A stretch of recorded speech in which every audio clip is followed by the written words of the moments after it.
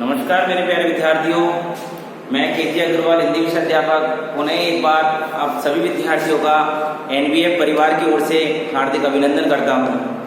जैसा कि मेरे प्यारे बच्चों, आप लोगों को पता है कि हम पिछली कक्षा जब जूम पर ले रहे थे तो उसके अंतर्गत हम लोगों ने सबसे पहले घर की याद चैप्टर में भवानी प्रसाद मिश्र के जीवन परिचय से संबंधित जानकारी ली थी।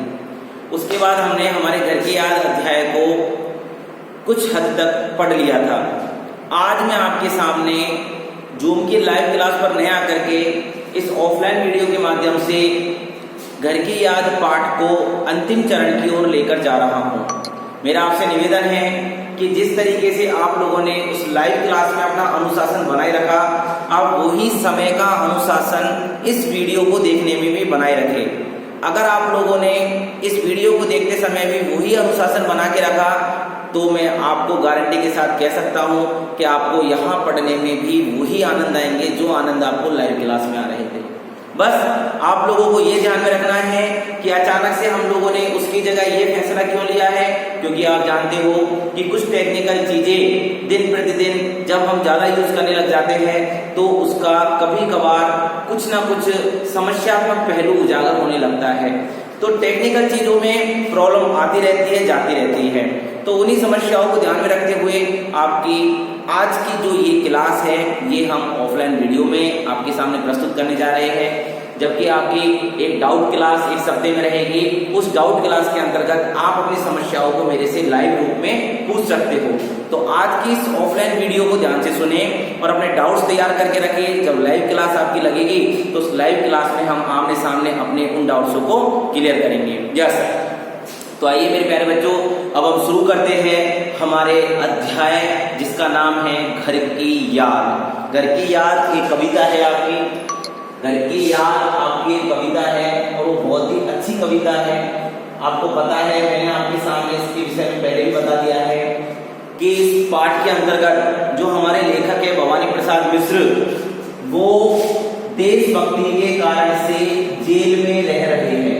जेल में रह रहे हैं। जेल में रहते हुए ही सावन का महीना आ जाता है। जब वो जेल में रहते हैं तो क्या आ जाता है मेरे बच्चों? सावन का महीना आ जाता है। तो सावन के महीने में जो वर्षा की बूंदे हैं, वर्षा की बूंदे, उन वर्षा की बूंदों को उसने देखा कि जो जेल में गिर रही है वही उसके घर पर गिर रही है। जो वर्षा की बूंदे जेल में गिर रही है वही वर्षा की बूंदे उसके घर में भी गिर रही है। तो वह सावन से कहते हैं, अर्थात भवानी प्रसाद मिश्र जी सावन से कहते हैं, क्या कहते हैं? हे सावन, तू इतना ना बरस, तेरे को बरसते हुए देख करके मेरे अंदर की जो पीड़ा है वो ताजा हो रही है। फिर वो क्या कहता है? चल तू आ ही गया है तो मेरा एक काम कर, अर्थात वे अपना एक संदेश सावन के हाथ भेजते हैं। और वह संदेश क्या होता है? उस संदेश के अंदर हम देखते हैं कि सबसे पहले वो कहते हैं कि मुझे चारों ओर जल ही जल दिख रहा है। घर में मेरी बहन मेरे पिताजी अर्थात मेरे माताजी के घर पे आई है। वो बहन किस तरीके से मुझे घर पे न पा करके दुखी हो रही होगी। उसके बाद वो कहते हैं कि जो मेरे पिताजी है वो पिताजी किस तरीके से बुढ़ापे में भी अपने आप को स्वस्थ रखने में हमेशा आगे रहते थे, लेकिन आज उन्हें भी मेरी ये स्थिति शायद कमजोर कर रही होगी।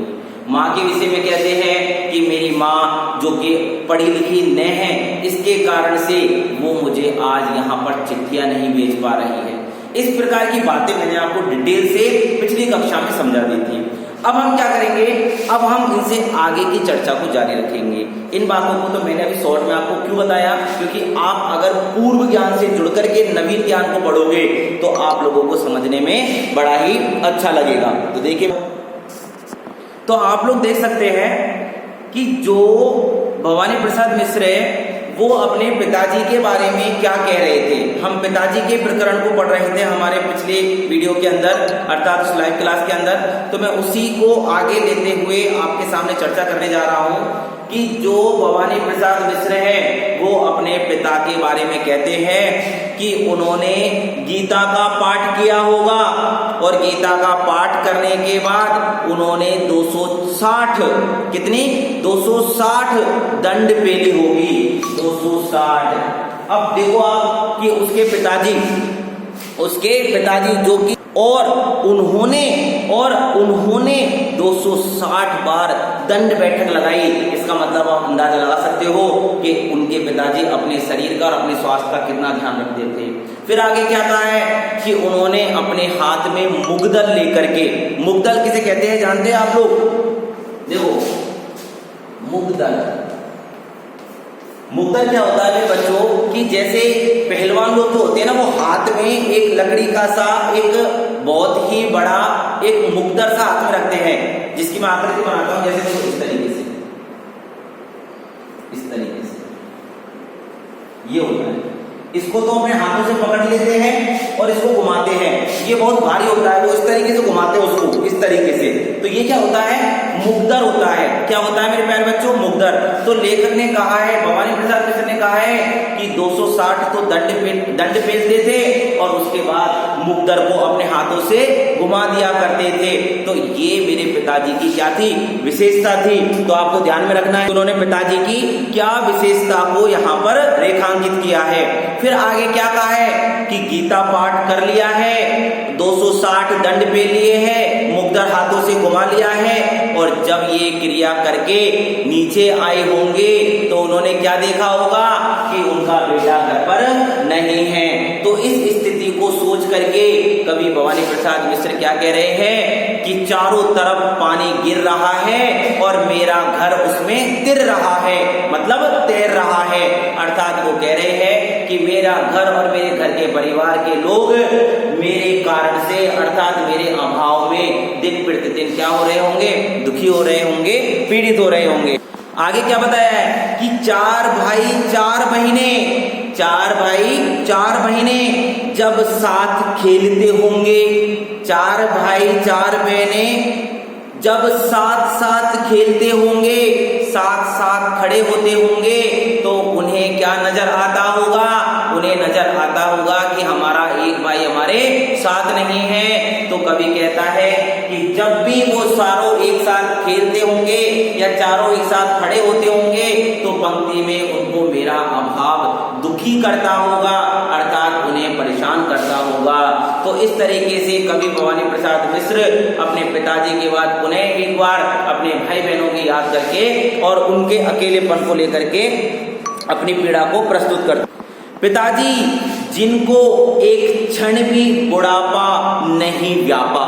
ध्यान से सुनना, जो पिता उसके 260 दंड पेलते हैं, मुग्दर को हाथों से घुमा देते हैं, क्या उन्हें उनका बुढ़ापा सताता होगा? क्या उन्हें उनका बुढ़ापा परेशान करता होगा? नहीं।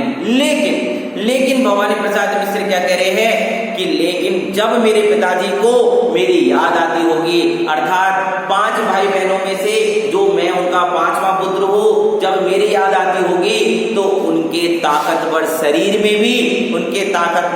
में भी कमजोरी आ जाती होगी और उनके आंखों से क्या गिरने लगते होंगे? आंसू गिरने लगते होंगे। आंसू क्यों गिरते होंगे बताइए आप? Very good. क्योंकि जब भवानी प्रसाद मिश्र को घर पर ना देखते और उन्हें अचानक से याद आ जाता कि वो तो जेल में हैं, तब भवानी प्रसाद मिश्र के जो पिताजी थे वो ताकतवर होने के बावजूद भी किसमें डूब जाते थे? गम में डूब जाते थे, और इसीलिए से उनकी आंखों से क्या गिरने लगते थे मेरे बच्चों? आंसू गिरने लगते थे। 5वां मैं हूं अभागा, जैसे सोने पर सुहागा। कितनी गजब पंक्ति गई है। आगे देखो मेरे बच्चों, 5वां मैं हूं अभागा, जैसे सोने पर सुहागा। तो जो भवानी प्रसाद मिश्र है वो स्वयं को अभागा कह रहे हैं, स्वयं को क्या कह रहे हैं? अभागा कह रहे हैं, लेकिन सोने पर सुहागा। अर्थात मेरे पिताजी जब मुझे देखते थे तो मुझे क्या समझते थे कि ये तो हमारे घर की शान है, ये तो हमारे घर की जान है। तो जब उन्हें पता चलता होगा कि मैं वहां पर नहीं हूं तो वो दुखी हो जाते होंगे। जिस भवानी प्रसाद मिश्र को उन्होंने प्यार और स्नेह की छाया में हमेशा पाला, किसी प्रकार का दुख नहीं होने दिया। उस भवानी प्रसाद मिश्र की याद जब उसके पिताजी को आती होगी तो उन्हें कैसा लगता होगा। आज उनके स्वर्ण बेटे लगे होंगे उन्हें हेटे। देखो ध्यान रखना, आज उनके स्वर्ण बेटे लगे होंगे उनको हेटे। अब यहां पर देखो मेरे बच्चों, में क्या बताने जा रहा हूं कि जिन बच्चों को वो सोने के समान मूल्य देते थे, अर्थात जिन्हें स्वर्ण मानते थे, तो जो उनके सोने के समान मूल्यवान पुत्र थे, आज वो सभी पुत्र उन्हें कैसे लग रहे होंगे? हेटे। हेटे का मतलब है हीन, हीन मतलब बुरे। क्यों लग रहे होंगे? एक के अभाव में आज उनको अपने चारों स्वर्ण के समान बेटे कैसे लग रहे होंगे? हेटे लग रहे होंगे, अर्थात हीन लग रहे होंगे। हीन क्यों लग रहे हैं मेरे बच्चों? क्योंकि हम देख सकते हैं कि जो हमारे भवानी प्रसाद मिश्र है वो तो जेल में चले गए हैं। वो तो कहां चले गए हैं? जेल में चले गए हैं। इसके कारण से, उनके जेल में जाने के कारण से ही उन्होंने अपने आप को अपने घर पर न पा करके अपने पिताजी की मानसिक स्थिति को प्रस्तुत किया है। आगे देखो मेरे बच्चों, और माँ ने कहा होगा, और माँ ने कहा होगा, दुख कितना सहा होगा। अरे आंख में क्यों है पानी, हमारा अच्छा है जेल में भवानी। भवानी मतलब भवानी प्रसाद मिश्र। तो उसके पिताजी उसकी माँ को ढांढस बंधाते होंगे कि आपको रोने की आवश्यकता नहीं है। क्यों नहीं है? क्योंकि हमारा जो भवानी है वो देशभक्ति के कारण से ही अपनी देश को अपने माता पिता के समान समझ करके ही कहाँ गया है? जेल में गया है। तो वहां पर वो अच्छा है, सकुशल है, हमको रोने की आवश्यकता नहीं है। इस तरीके से पिताजी स्वयं तो रो लेते थे, लेकिन अपने परिवार के किसी भी जन को रोने नहीं देते थे। मेरे प्यारे विद्यार्थियों, जैसा कि अभी मैंने आपके सामने इन पदों का एक्सप्लेन किया है, व्याख्या किया है, तो इन पदों को आप लोग ध्यान से एक बार, दो बार, तीन बार, उतनी बार सुनना जितनी बार में आपको ये याद हो सके। उसके बाद मैं आप सभी विद्यार्थियों को इसके आगे का पाठ पढ़ाऊंगा। आज इतना ही। आज के लिए जो मैंने पढ़ाया है आपको, ये सारी बातें आपको अपनी कॉपी में नोट करनी है। कहीं भी समस्या आती है आप आज भी मुझे कमेंट भेज सकते हैं, और अगर आप लोग सोचते हो कि आप लाइव में ही उस चीज को डिस्कस करना चाहते हो तो आपके पास जब लाइव क्लास आएगी उसमें आप डिस्कस कर सकते हो। अब मैंने आपके सामने क्या बात रखी है वो ध्यान से सुनना। मैंने आपके सामने बात रखी है कि भवानी प्रसाद मिश्र जी के जो पिताजी थे वो पिताजी किस तरीके से शारीरिक रूप से हष्टपुष्ट थे। उसके बाद उनके शारीरिक रूप में हष्टपुष्ट शरीर से भी कभी कभार आंखों से आंसू निकलने लगते थे, अर्थात उनके अंदर कमजोरी का कारण क्या था? चार भाई बहनों में जब एक साथ खेलते होंगे, जब खड़े होते होंगे तो उन्हें किस बात की कमी खलती होगी, ये मैंने आपको बताया है। फिर मैंने आपको बताया है कि जो भवानी प्रसाद मिश्र अपने पिताजी के लिए सबसे प्यारा था, वह भवानी प्रसाद मिश्र आज जेल में होने के कारण से अपने पिताजी के दुख के कारण बन गया। आगे वो बताते हैं कि मेरे चारों भाई और बहनों को किस तरीके से मेरे पिताजी स्वर्ण के समान अमूल्य समझते थे, लेकिन आज मेरे न होने के कारण से वो सभी उन्हें हीन लगते होंगे। और फिर अंत में मैंने आपको समझाया है कि जो भवानी प्रसाद मिश्र की माँ है, जब उसकी आंखों से आंसू गिरते होंगे तो उसके पिताजी उसे किस प्रकार से सहारा देते होंगे, समझाते होंगे कि रोने की आवश्यकता नहीं है, क्योंकि हमारा भवानी देशभक्ति के कारण से जेल में गया है और वह वहां पर सकुशल होगा, इसलिए हमें रोने की आवश्यकता नहीं है। तो आज के लिए इतना ही। बहुत बहुत धन्यवाद, आपने अपना अमूल्य समय देकर के मुझे सुना। आगे की वीडियो नेक्स्ट क्लास में आपके सामने प्रस्तुत कर दी जाएगी।